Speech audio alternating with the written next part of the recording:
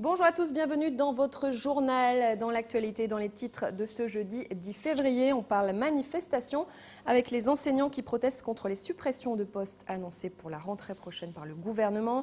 Abattage des arbres dans le centre-ville, la mairie a obtenu l'autorisation aujourd'hui. On écoutera la réaction de Jean-Paul Fournier, le maire de Nîmes, qui ne s'était pas exprimé jusqu'ici. On parlera également justice avec les 30 ans de réclusion pour Jean-Michel Bissonnet qui ont été annoncés aujourd'hui, reconnu coupable d'avoir commandité le meurtre de sa femme. Il a décidé de faire appel et on terminera avec le cinéma écran britannique avec la venue à Nîmes du réalisateur John Boorman dans le cadre donc de ce festival 14e édition du nom. Justice, l'avocat général avait requis la réclusion criminelle à perpétuité. Le verdict a été prononcé cet après-midi. 30 ans de réclusion pour Jean-Michel Bissonnet, reconnu coupable d'avoir commandité le meurtre de sa femme. On va écouter les réactions à la sortie de la cour d'assises de l'Hérault au micro de Jean Brun. Notre mère a été assassinée il y a 3 ans. Méziane Belkacem va sortir dans 10 ans de prison. Amaury Darcourt ne fera pas la moitié de sa peine. Pour le reste, c'est dur. Maintenant, on a besoin d'être un peu au calme et de pouvoir se reconstruire tranquillement. On va aider papa. Et voilà. S'il vous plaît, maintenant, laissez-nous tranquilles. Ne nous courez pas derrière. Et laissez-nous tranquilles. Merci. Mon client est satisfait. Il attendait un verdict de condamnation. Et il a obtenu la condamnation des 3 hommes qui ont participé à l'assassinat de sa sœur. Maintenant, c'est un verdict plein d'effroi, plein de violence, parce que Jean-Michel Bissonnet, comme à son habitude, est sorti du box comme il est rentré, en créant justice de merde. On s'aperçoit que cet homme est passé à côté de son procès, c'est-à-dire que pendant 4 semaines, plutôt que de discuter et d'expliquer sa position par rapport aux charges qu'on avait retenues contre lui, il s'est battu, il a été agressif, il a invectivé, il a menacé, il a insulté, il a agressé, il a traité les gendarmes de pourriture, les avocats d'avocats véreux. Et aujourd'hui, Jean-Michel Bissonnet, c'est pas un scoop, a annoncé qu'il allait faire appel. C'est maintenant le combat de l'erreur judiciaire. Cet homme est enfermé dans son mensonge. Et le drame, c'est qu'on est tous tétanisés parce qu'on continue finalement de souffrir. Cette famille divisée, brisée, continue de souffrir et la réconciliation est impossible. La réaction de cette décision, c'est que Amaury Darcourt a été entendu.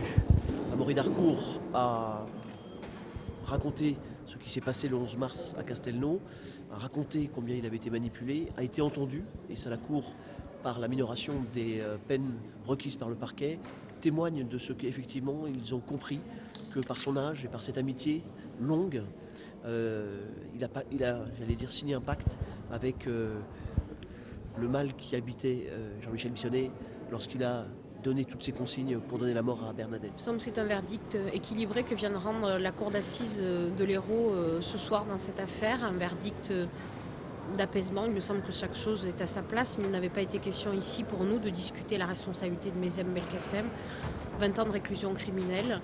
Cette décision tient compte tant de la gravité des faits qu'il a commis et reconnus, mais également du parcours particulier de cet homme, du parcours difficile et de la situation dans laquelle il était les semaines précédant les faits qui ont malheureusement conduit cet homme à saisir la seule main qui se tendait vers lui, c'est-à-dire celle de Jean-Michel Bissonnet qui malheureusement l'a conduit au pire. Voilà, et Jean-Michel Bissonnet qui fait appel de cette décision, un jugement qui pourrait avoir lieu à Perpignan en 2012. On continue avec la manifestation qui a eu lieu aujourd'hui. Les enseignants étaient dans la rue en début d'après-midi à l'appel de plusieurs syndicats. Les professeurs dénoncent des suppressions de postes pour la rentrée prochaine.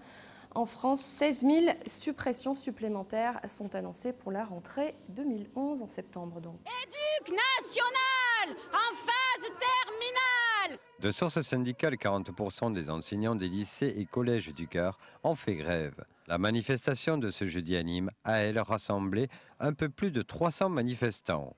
La politique éducative et les suppressions de postes étaient les principales revendications. Les conséquences concrètes dans les écoles et les collèges et les lycées, c'est l'augmentation des effectifs par classe. Parce que c'est le moyen qu'a trouvé le ministère et l'inspection académique. Pour récupérer des postes, on gonfle les effectifs, on a en gros moins de classes. Donc par exemple, dans les collèges, la nouvelle norme d'effectifs, c'est 30 élèves par classe. Dans les lycées, 35 partout. Avec ça, on ne peut pas travailler, sérieusement. D'autant plus que les travaux en petits effectifs, les dédoublements sont de moins en moins présents, que les options sont supprimées et que donc on arrive à des conditions de travail catastrophiques. Le premier ressenti, c'est dans les établissements, autant les écoles primaires que les collèges et les lycées. Ce sont des dotations en heures qui sont en forte baisse par rapport à l'année en cours, alors que le nombre d'élèves augmente à tous les niveaux dans notre département. À la FSU et dans l'intersyndicale qui est réunie aujourd'hui, nous alertons aussi la population sur une attaque de la politique éducative qui prétend recentrer sur les fondamentaux en oubliant que l'école est aussi une ouverture pour les jeunes qui n'en ont pas forcément les moyens à la maison. Dès la prochaine rentrée, des postes seront supprimés dans les lycées nîmois. Il est prévu une suppression de 12 postes à la rentrée. Du fait des restrictions budgétaires, de la réforme qui induit ces restrictions budgétaires et de la situation particulière du lycée qui est un lycée technologique. Je suis au lycée Philippe Lamour et donc il y a des suppressions de postes, on nous supprime des heures de cours. Et ensuite je suis en section européenne et apparemment elle va être supprimée et nous on n'est même pas sûr de pouvoir la terminer. Un nouvel appel national à la grève a été lancé pour le 19 mars. Mais avant ça, des actions seront organisées par les syndicats au niveau local. Autre grogne aujourd'hui, celle des magistrats. Depuis le début de la semaine, la grande majorité des audiences au tribunal de Nîmes ne sont pas assurées. Les magistrats dénoncent les propos de Nicolas Sarkozy au sujet de la remise en liberté d'un détenu impliqué dans l'affaire Laetitia à Nantes. Une réunion s'est tenue cet après-midi, celle des pas perdus du palais de justice à Nîmes. Les avocats, les policiers, les représentants syndicaux plaident non coupables et demandent des excuses au chef de l'État. On ne fuit pas nos responsabilités. Et dans cette affaire en particulier, moi je trouve assez normal qu'on s'interroge. Mais qu'on s'interroge non pas sur des causes, en cherchant des responsables, mais sur des conditions. Ça serait quand même intéressant. Et toutes les conditions qui ont fait qu'on a abouti à cette sinistre affaire, cette terrible affaire de Pornic. Quand il doit y avoir une sanction. Mais il semble que dans cette affaire, si une faute apparaît pour l'instant, c'est bien celle de l'État, et qui n'a pas donné depuis des années, ni à la justice, ni à la police, ni à aucun des services, les moyens de faire face aux missions qui leur sont confiées, alors même que ces missions ne cessent de s'accroître avec le vote de nombreuses lois sans aucune concertation et dans la plus grande précipitation. Un mot sur l'abattage des arbres dans le centre-ville de Nîmes. Le tribunal administratif s'est prononcé hier. Les tronçonneuses devront rester à l'arrêt jusqu'à la délivrance du permis d'aménager pour continuer les travaux d'abattage. La mairie a obtenu l'autorisation. Aujourd'hui, Jean-Paul Fournier, qui était resté muet jusqu'ici, s'est exprimé au micro de Nicolas Pinchino. On l'écoute.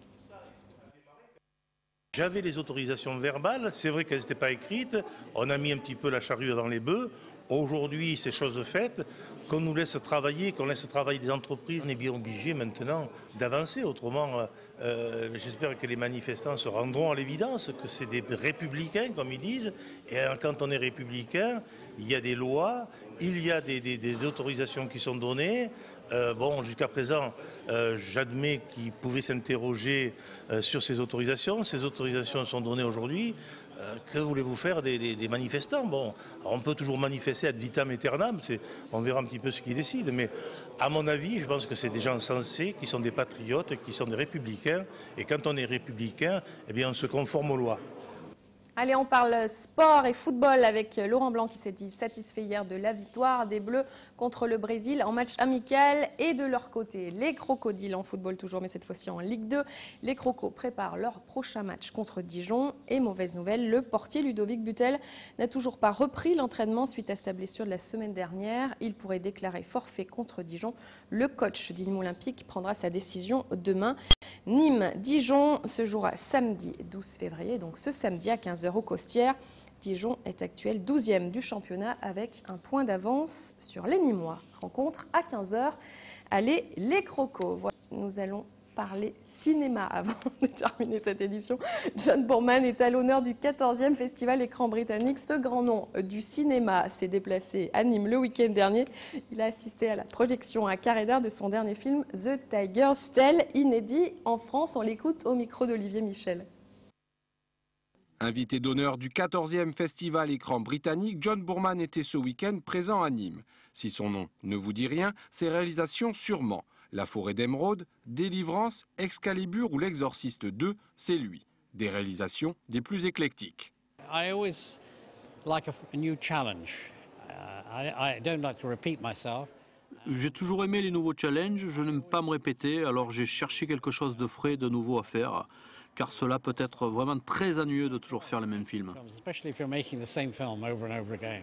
Au total, ce sont 8 films du réalisateur irlandais, dont 3 inédits, qui sont projetés lors de ce festival. It's very nice to be recognized and also C'est très appréciable d'être reconnu et d'autre part de revivre des films que j'ai faits il y a de cela 40 ans. C'est bon d'être de retour sur les écrans. It's good to see them back on the screen. Samedi, le réalisateur est venu au Carré d'Art lancer la projection de son dernier film Tiger's Tale, une comédie datée de 2006, annonciatrice de la crise financière. Un film jamais distribué en France.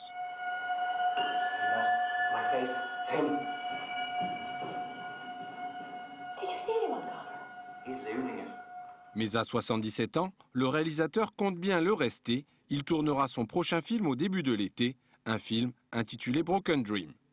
Eh bien, cela se déroule dans le futur, c'est très féerique, et c'est l'histoire d'un homme qui découvre comment faire disparaître des objets. Voilà, c'est John Boorman, le cinéaste britannique surprenant, qui reviendra donc avec un film très prochainement. Et pour voir des avant-premières et des inédits, rendez-vous bien sûr, Écran britannique, le festival 14e édition, c'est au Sémaphore de Nîmes et également à Carré d'Art, des projections jusqu'au 14 février.